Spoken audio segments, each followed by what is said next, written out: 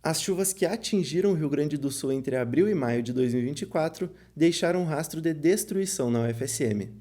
O acervo de documentos foi danificado pelas enchentes. Porém, de forma imediata, o Departamento de Arquivo Geral promoveu uma operação de resgate aos materiais. Esse trabalho se tornou referência para outras universidades e órgãos do Brasil. Para entender mais, no episódio de hoje vamos conversar com a diretora do DAG, Débora Flores. Não saia daí, que o TV Campus Entrevista de hoje está só começando.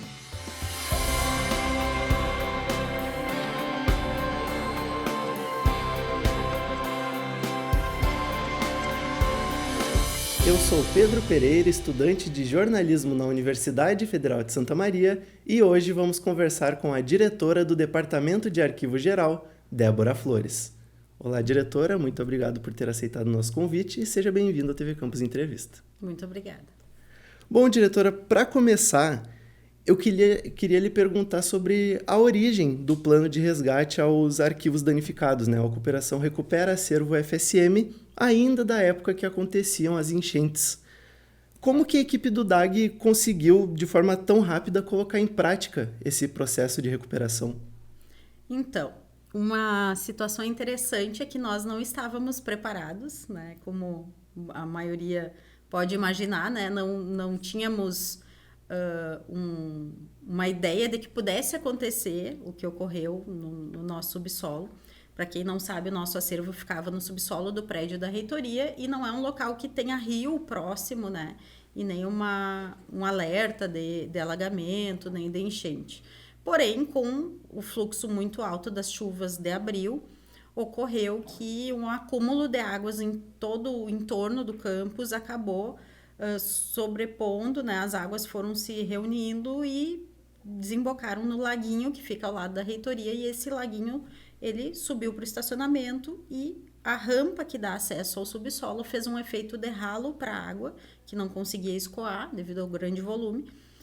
E então a gente nunca se pensou, não se tem conhecimento disso ter ocorrido durante todos esses anos, né, de que o prédio foi construído. Então nós não tínhamos um plano de contingência para esse fenômeno. O que ocorreu é que no próprio dia a equipe estava trabalhando, né, a reitoria, o prédio estava todo ocupado, e naquele momento em que a gente viu que a água estava subindo próximo ao estacionamento, a gente conseguiu levantar algumas caixas, né, para cima para os lugares mais altos, mas a gente teve 2 metros de água e quase que a totalidade do arquivo permanente do FSM ficou submerso. Então, daquele momento em diante que a gente montou o nosso plano de gestão de riscos, né, de gerenciamento de crise, e começou a se estabelecer, então, o que a gente veio a chamar de Operação Recupera Arquivo naquele mesmo instante, no mesmo dia do ocorrido. O local onde os arquivos estavam era no subsolo da reitoria, depois passou por um tempo para o centro de convenções e agora está no espaço multiuso. Como que funciona esse trabalho de recuperação aqui na UFSM? Quais são os passos para recuperar os arquivos danificados? Bom, então, como eu comentei, a gente tinha, né, algumas ações que a gente já previa em casos de um documento ser molhado. A gente tem protocolos padrão, né? O que não se esperava, tanto aqui na UFSM como no resto do estado, onde a gente teve mais de 80 acervos alagados ao total, não se esperava que o volume fosse tão grande. Então, o que a gente tem nesses espaços, o que a gente montou, né, foi devido a algumas orientações do próprio Arquivo Nacional, que é a nossa instância maior na área de arquivo, e também com uma força-tarefa multidisciplinar, com vários profissionais de várias áreas, liderados pelo arquivo, mas com a participação de várias áreas do conhecimento, e optamos por uma técnica chamada de congelamento de documentos, que é, como o próprio nome diz, congelar documentos. Inclusive, é um dos maiores congelamentos da história mundial. Não temos conhecimento de outros acervos que tenham sido alagados, que tenham conseguido congelar um volume tão grande de documentos. Desculpa atrapalhar, mas são 12 mil, a gente estava conversando? 12 mil caixas. Que foram danificadas. Isso, 12 mil caixas que foram completamente alagadas e estão hoje nessa técnica de congelamento, que ocupa, então, 4 containers frigoríficos que estão atrás desse espaço multiuso e como tu comentou, né, esse processo ele vem desde então, já ocupamos alguns outros espaços, como o Centro de Convenções, a própria reitoria, e conseguimos nesses meses todos fazer todo esse trabalho da primeira etapa, que era congelar. Agora a gente está numa outra etapa que entra efetivamente a recuperação dos acervos.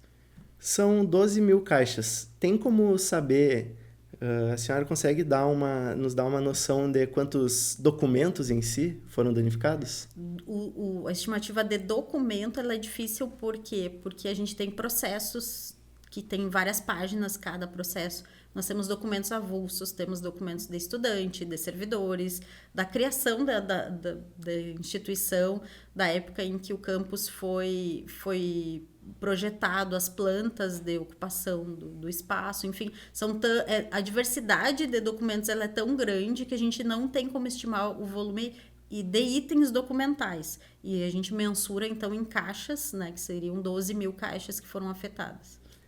Beleza. A organização e a eficiência da equipe do DAG chamou a atenção de diferentes instituições, universidades e até do Arquivo Nacional.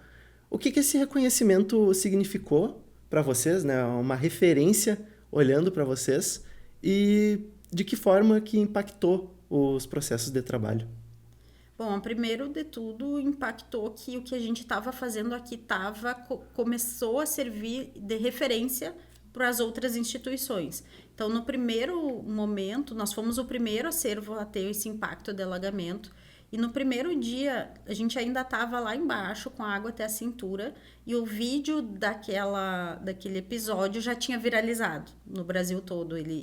Alguém filmou e isso foi passando de um grupo para outro, e acabou, né, até prevendo o que iria ocorrer depois, infelizmente, em outras instituições.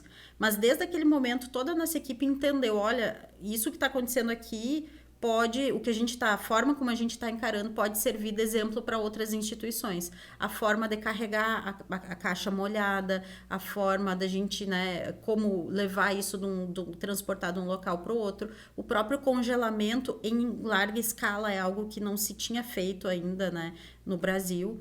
E poucas vezes no mundo. Então, tudo que a gente foi fazendo com orientação e supervisão do próprio Arquivo Nacional foi virando material de referência com publicações e orientações técnicas do próprio Arquivo Nacional para as outras instituições. Então, foi muito natural a nossa forma de trabalhar, compartilhando sempre o que a gente estava fazendo aqui. E a consequência, né, hoje é uma parceria estabelecida com vários outros órgãos, e a gente vai passar, então, também a atuar como responsáveis, coordenadores de um projeto muito maior, né? Que não vai ter só a UFSM como foco. É justamente sobre esse projeto que eu quero falar agora, né? A UFSM lidera uma iniciativa com apoio, com uma parceria com o Arquivo Nacional e com a Universidade Federal do Rio Grande do Sul, a de Porto Alegre, em uma frente para recuperar arquivos de outras instituições, de outros órgãos afetados pelas enchentes no Rio Grande do Sul. Como que essa união aconteceu? Partiu de quem? Partiu da UFSM?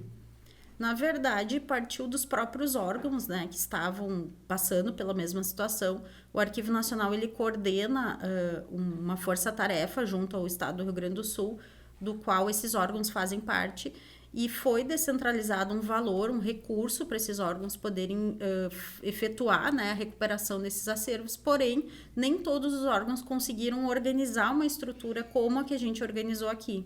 Então, a UFSM conseguiu ter esse espaço, como tu comentaste, né? Nós temos hoje um laboratório que acabou se tornando uma referência por ter uma estrutura bem equipada, uma equipe qualificada à frente.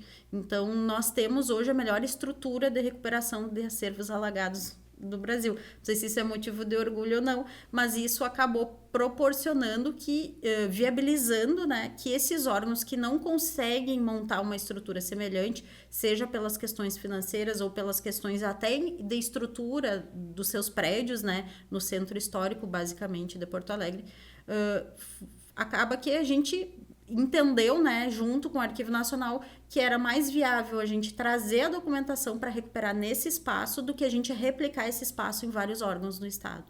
Então, é algo que a gente já iniciou, né? A gente está em tratativas, já estamos recebendo alguns acervos e iniciando os trabalhos. E a operação acontece só aqui na UFSM?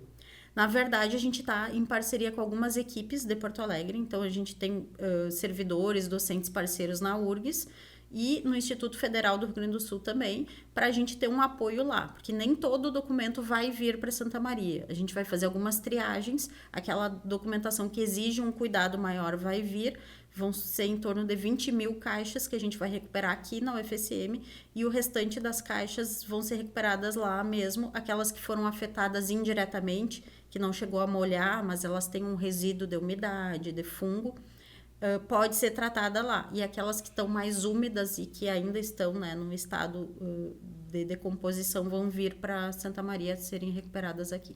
Quantas pessoas estão por trás desse trabalho aqui no DAG?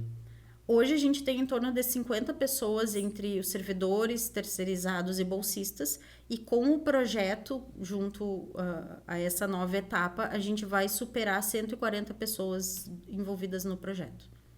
A senhora comentou, antes da gente começar a gravar, que a senhora já trabalhou em outras áreas que envolviam esse trabalho de arquivos, né? Há quanto tempo a senhora está no DAG? Nossa, no DAG são desde 2007 na universidade e desde 2009 no DAG. Então, a gente já vem, né, de vários anos acompanhando a evolução daquele acervo, né, e do trabalho de digitalização, por exemplo, que era algo que a gente vinha fazendo, todo o acervo acadêmico, todo o acervo funcional, digital, que estava sendo preparado, né, dos servidores, e a própria organização do que não era digitalizado também, que era uma boa parte, né? As pessoas perguntam, mas não estava tudo digitalizado? Infelizmente, não. Até porque a digitalização não substitui o original. Então, mesmo agora, no trabalho de recuperação, a gente vai digitalizar por uma questão de acesso mais facilitado, mas eu não vou eliminar o papel, né? Então, o papel vai continuar mesmo restaurado. Então, a gente acompanha a esses longos anos, né? Que já passam de 15 anos, esse trabalho que é fantástico, assim, que a gente sofreu muito ao ver o que aconteceu, né? Mas, ao mesmo tempo, quando a gente percebeu que a equipe estava unida, que o apoio da instituição, não só o apoio dos gestores da instituição, mas da comunidade universitária, onde a gente colocou mais de 300 voluntários entre alunos e servidores no período ali trabalhando conosco de forma totalmente voluntária, por entender, né, o que estava em risco, que é a memória da nossa instituição. É algo que é muito gratificante, apesar de todo o ocorrido, né? Já são, então, 17 anos aqui no DAG. Dá para dizer que esse foi o maior desafio da sua carreira? Com certeza, com certeza. Eu já atuei em várias áreas. Trabalhei com consultoria em órgãos públicos, já fui diretora do Arquivo do Estado, que também é um desafio gigante. Implementei o processo eletrônico no Estado do Rio Grande do Sul, processo eletrônico aqui na UFSM. Trabalhamos muito voltado nessa questão da transformação digital, que acaba sendo o know-how, por exemplo, meu, né, mais pessoal, mas com certeza trabalhar com algo que é totalmente novo, né, uma realidade nova para todos, e ver que o trabalho que a gente está construindo aqui está subsidiando material para as próximas instituições, para outras instituições, e infelizmente eu tenho que dizer para os próximos eventos, porque vão voltar a ocorrer eventos climáticos extremos que afetem os arquivos. Então, a ideia é que esse trabalho todo possa ser uma motivação para a gente criar novos protocolos, né? A ideia central do projeto é essa, é a gente testar os formatos de recuperação e criar protocolos de recuperação de acervos, não só para o Brasil, mas para o resto do mundo também. Vocês já têm algum desses protocolos, alguma medida para prevenir que os arquivos sejam, digamos assim, perdidos mais uma vez? Tem planos de investir em infraestrutura ou tecnologia? Quais são as medidas? Sim, basicamente para evitar esse tipo de desastre como o que ocorreu aqui, o ideal seria que os arquivos estivessem em prédios projetados para serem arquivos, o que a gente sabe que é a realidade, não é a realidade da maioria dos acervos, né? Então, infelizmente, a gente não possui, assim, a melhor prevenção seria os arquivos estarem em locais seguros. Porém, a gente sabe que o investimento em prédios de arquivo projetados especificamente com as características necessárias, ela é muito difícil. Então, a gente precisa trabalhar em planos de contingência. E muito do que ocorreu, não só aqui em Santa Maria, mas no estado do Rio Grande do Sul, são vários elementos que a gente está organizando agora para que esses planos de contingência possam ser replicados em outras instituições, como a localização dos acervos, a própria composição das estantes, desde a forma como a gente coloca as caixas posicionadas na estante. Tudo isso é muito material, vão ser anos de tanto material que a gente tem de pesquisa, né? E os nossos alunos de pós-graduação vão nos ajudar nisso, né? De pegar todo esse material e transformar em novo conhecimento. Então, além do trabalho, que por si só, né, o trabalho prático, digamos assim, já ajuda muito, está sendo produzido conhecimento científico nessa operação? Com certeza, a base toda do trabalho vai ser experimentações para análise de melhores protocolos, e isso vai ser, com base nisso, né, a gente vai produzir conhecimento e subsídios para normativas, sejam elas políticas públicas estaduais, nacionais, institucionais.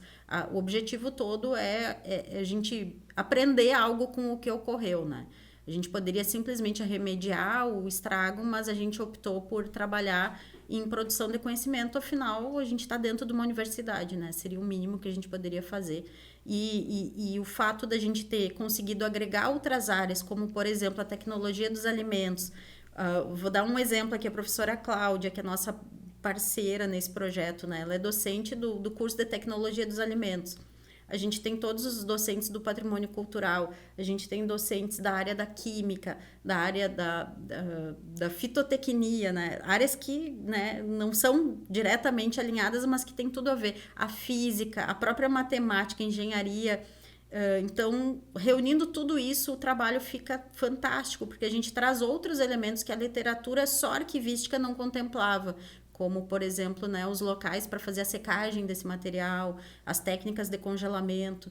Então, isso é muito, muito rico, e talvez esse seja o segredo da gente ter conseguido, né, juntar todas as ferramentas, tanto tecnológicas como de conhecimento, né, dessas áreas, para poder ter uma efetividade nas nossas ações.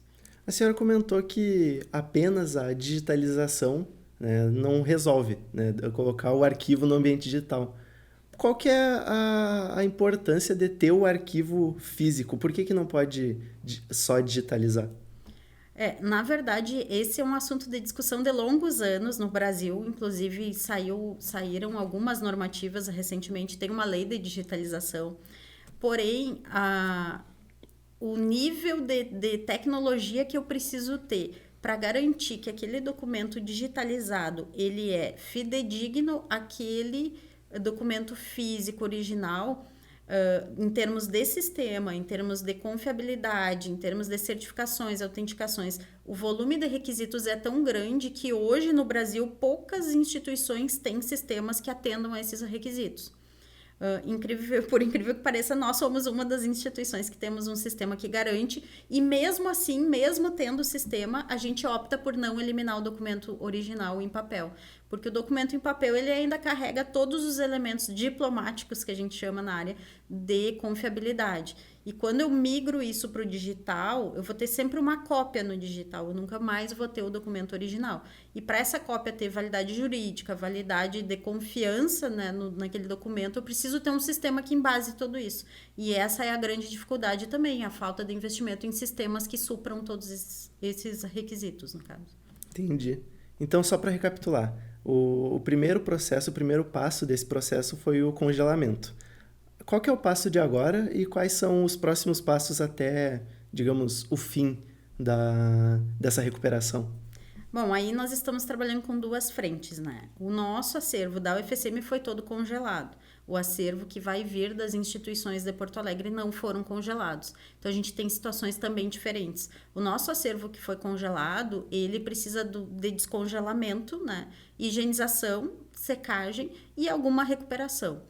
O acervo de Porto Alegre, ele precisa de recuperação do início ao fim, porque ele ficou muito tempo molhado, ele tem muita proliferação de fungos, de bactérias, então ele precisa primeiro, preciso inativar esses materiais, para que eu também não tenha um dano às pessoas que vão manusear, e o papel ficou muito mais danificado, então eu vou ter que ter um trabalho de restauração também associado a esse processo todo.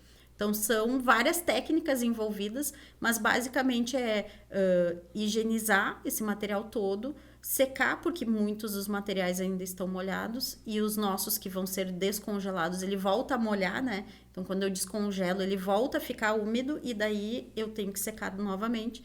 E aí, após seco, sim, a gente vai ter que reorganizar e colocar tudo de volta na caixa, identificar o que já foi localizado.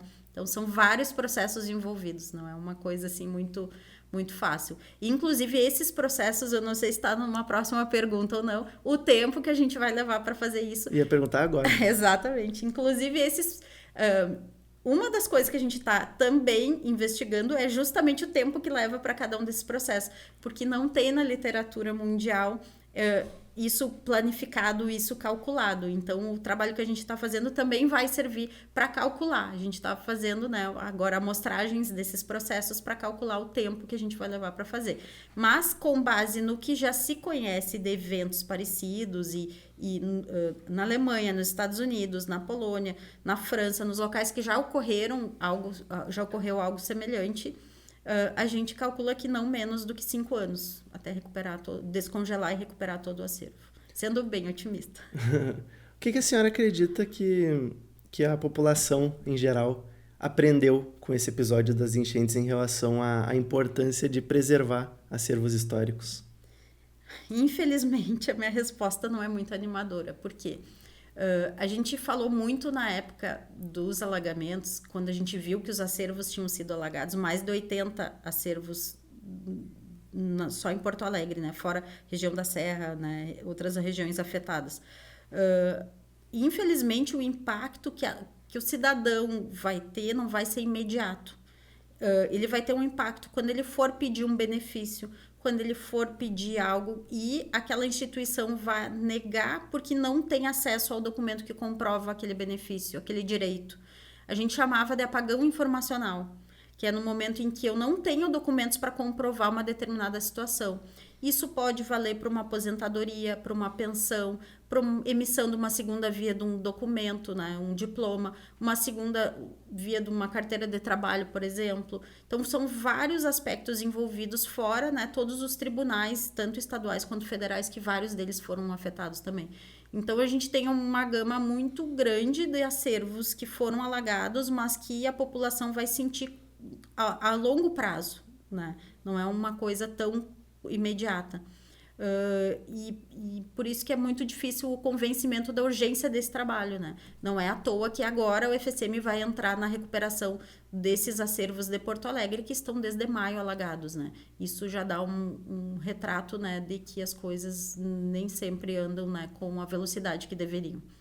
Diretora, eu gostaria de agradecer a sua presença aqui. Foi muito importante conversar sobre o trabalho do Departamento de Arquivo Geral nesse episódio tão triste da história do Rio Grande do Sul e da universidade, mas é bom ver que alguma coisa está sendo feita. Muito obrigado. Obrigado pelo espaço também, sempre à disposição para trocar ideias e esclarecer melhor isso tudo que está acontecendo no centro do nosso campus e que muitas vezes as pessoas passam e ficam se perguntando o que são aqueles containers, o que é essa movimentação. Então, até para ajudar a esclarecer, nada mais é do que a recuperação e a manutenção da memória da nossa instituição. Este foi mais um TV Campus Entrevista. Gostaria de agradecer pela sua audiência e companhia de sempre. Você pode nos acompanhar no canal 15 da NET Santa Maria, através do YouTube da TV Campus, a qualquer momento na programação das rádios da UFSM ou até mesmo no seu tocador de áudio favorito. Ficamos por aqui. Até mais!